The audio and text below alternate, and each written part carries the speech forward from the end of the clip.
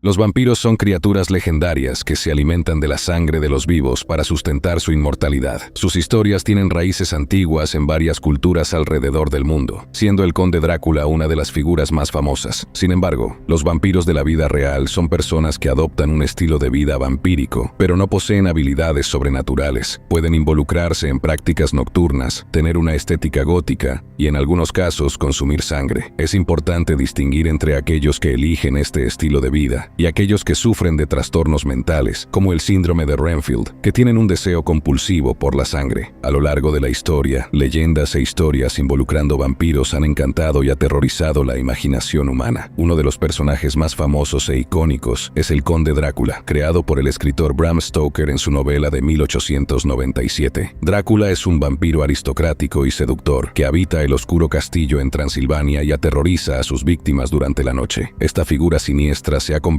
en un arquetipo del vampiro moderno e ha influenciado innumerables adaptaciones cinematográficas y literarias. En Europa Oriental, por ejemplo, tenemos el Strigoi, un vampiro rumano que retorna del mundo de los muertos para atormentar a los vivos. En la mitología griega, encontramos a la Lamia, una criatura que se alimenta de sangre y carne de niños. Estas narrativas legendarias reflejan los miedos y ansiedades de las sociedades en que surgieron. Los vampiros son símbolos poderosos que exploran temas como la inmortalidad, la sexualidad y la lucha entre el bien y el mal. El folclore y la literatura desempeñaron papeles fundamentales en la formación de la imagen popular de los vampiros a lo largo del tiempo. El folclore, con sus leyendas y tradiciones transmitidas oralmente, fue la cuna de muchas narrativas y creencias sobre estas criaturas sobrenaturales. Las historias contadas por las personas comunes alrededor de fogatas y en pequeñas comunidades contribuyeron a la diseminación del miedo y la fascinación por los vampiros. Estas narrativas folclóricas variaban según la región, pero generalmente describían seres que se alimentaban de la sangre o energía vital de los vivos, con habilidades sobrenaturales y la capacidad de transformarse en murciélagos o niebla. Además de Stoker, otros autores contribuyeron a la construcción de la imagen popular de los vampiros, como Sheridan Le Fanu con Carmilla y Anne Rice con sus crónicas vampíricas. Estas obras literarias expandieron la mitología vampírica, explorando temas como la inmortalidad, la moralidad y el deseo. La literatura desempeñó un papel aún más significativo en la popularización de los vampiros. Aunque el vampirismo se asocia frecuentemente con leyendas y ficción, existen casos reales que involucran individuos que creen ser vampiros y se alimentan de sangre humana o vital. Estos eventos perturbadores revelan la presencia de una creencia arraigada y compleja que atraviesa ciertas subculturas y grupos. Dos casos históricos famosos relacionados con el vampirismo son los de Peter Kürten, el vampiro de Düsseldorf, y Richard Trenton Chase, el vampiro de Sacramento. Ambos casos involucraron asesinatos brutales y mostraron la presencia perturbadora de individuos que creían ser vampiros y se alimentaban de la sangre de sus víctimas. Peter Kürten fue un asesino en serie alemán que aterrorizó la ciudad de Düsseldorf en la década de 1920. Fue responsable de una serie de asesinatos violentos, incluyendo violaciones y mutilaciones. Kürten era conocido como el vampiro de Düsseldorf debido a su tendencia a beber la sangre de sus víctimas. Aunque sus crímenes no fueron motivados por una creencia literal en el vampirismo, su apodo fue atribuido debido a la naturaleza sádica y brutal de sus actos. Kürten fue finalmente capturado en 1931 y condenado a muerte. Por otro lado, Richard Trenton Chase, conocido como el vampiro de Sacramento, cometió una serie de asesinatos en California a finales de los años 70. Creía que era un vampiro y que al beber la sangre de sus víctimas podría evitar que su propia sangre se envenenara. Chase tenía obsesiones y delirios relacionados con el vampirismo, creyendo que estaba siendo perseguido por extraterrestres y que necesitaba protegerse bebiendo sangre humana. Sus crímenes chocantes incluían mutilación de los cuerpos e incluso canibalismo. En 1979, Chase fue capturado y condenado a cadena perpetua, pero acabó suicidándose en prisión en 1980. Ambos los casos de Kürten y Chase ilustran el lado oscuro del comportamiento humano y la presencia de individuos que adoptan la identidad y los rituales asociados al vampirismo. Aunque sus motivaciones y creencias pueden variar, comparten una fascinación mórbida por la sangre y por actos violentos. Otro caso famoso es el de Rod Ferrell, líder de un grupo de jóvenes denominado Clan de los Vampiros. A finales de los años 1990, Ferrell y sus seguidores cometieron un asesinato en Kentucky. Alegaban ser vampiros y creían que, al beber la sangre de sus víctimas, podrían obtener poder e inmortalidad. Este caso caso ilustra cómo la creencia en el vampirismo puede llevar a comportamientos peligrosos y criminales. Elizabeth Bathory, también conocida como la condesa Elizabeth Bathory, fue una noble húngara del siglo XVI que se hizo conocida por sus alegaciones de prácticas sádicas y crueles, incluyendo tortura y asesinato. Ella es frecuentemente asociada con la leyenda de una mujer que se bañaba en la sangre de jóvenes vírgenes para mantener su juventud y belleza. Por otro lado, Vlad III, conocido como Vlad el Empalador, fue un gobernante de Valaquia, parte de la actual Rumania, en el siglo XV. Se ganó fama por su crueldad y prácticas brutales, como empalar a sus enemigos. Entre estos relatos, se menciona un evento en el que organizó un banquete para invitar a nobles y miembros de la corte que consideraba enemigos internos. Durante el banquete, sus soldados invadieron el salón, ataron a los invitados y los empalaron con estacas. También se sugiere que Vlad III se alimentaba del corazón y de la sangre de sus principales adversarios. Además de estos casos extremos, existen comunidades y subculturas contemporáneas que se involucran en prácticas que se asemejan al vampirismo. Estos grupos pueden reunirse en clubes nocturnos o festivales, donde realizan rituales que involucran la ingestión de sangre o el intercambio de energía vital. Aunque muchas veces son motivados por creencias espirituales, místicas o sexuales, estas prácticas aún son consideradas perturbadoras e inusuales por la sociedad en general. La creencia subyacente al vampirismo real es compleja y puede variar de individuo a individuo. Algunos creen que necesitan consumir sangre humana para sostener su vitalidad u obtener poderes sobrenaturales. Otros ven el vampirismo como una forma de conexión espiritual o emocional. Para muchos, el vampirismo es una expresión de identidad y pertenencia a una subcultura específica. Es importante destacar que estos casos de vampirismo real son excepciones y no representan a la mayoría de las personas que se identifican con el vampirismo como una subcultura. La mayoría de los autoproclamados vampiros modernos no están involucrados en actividades criminales y se centran en prácticas consensuales y éticas, como la donación voluntaria de sangre o el intercambio de energía en ambientes seguros y controlados. La psicología detrás de los casos de individuos que se autodenominan vampiros y se involucran en crímenes graves involucra una combinación compleja de factores, incluyendo trastornos mentales y la influencia de la cultura popular. En lo que respecta a los trastornos mentales, es importante observar que no todos los individuos que se identifican con el vampirismo tienen un diagnóstico psicológico. Sin embargo, en algunos casos, personas que se involucran en comportamientos violentos relacionados con el vampirismo pueden presentar trastornos mentales subyacentes. Estos trastornos pueden variar desde trastornos de personalidad, como el trastorno de personalidad antisocial, la psicopatía o la esquizofrenia, hasta trastornos psicóticos que involucran delirios y creencias distorsionadas. Pero créalo o no, existe una enfermedad que hace que la persona afectada sienta necesidad de consumir sangre. El vampirismo clínico, también conocido como síndrome de Renfield, es un trastorno psicológico raro caracterizado por una obsesión por la sangre. Aunque hay pocos estudios científicos sobre esta condición, los portadores pueden presentar síntomas como una compulsión incontrolable de ingerir sangre, pudiendo incluso autolesionarse para obtener la propia sangre. Es importante destacar que el término vampirismo clínico se utiliza para describir esta relación obsesiva con la sangre, mientras que el síndrome de Renfield es un término que fue creado por un científico, pero no es científicamente reconocido. Este nombre fue inspirado en la novela Drácula, donde Renfield es un personaje secundario con problemas de inicio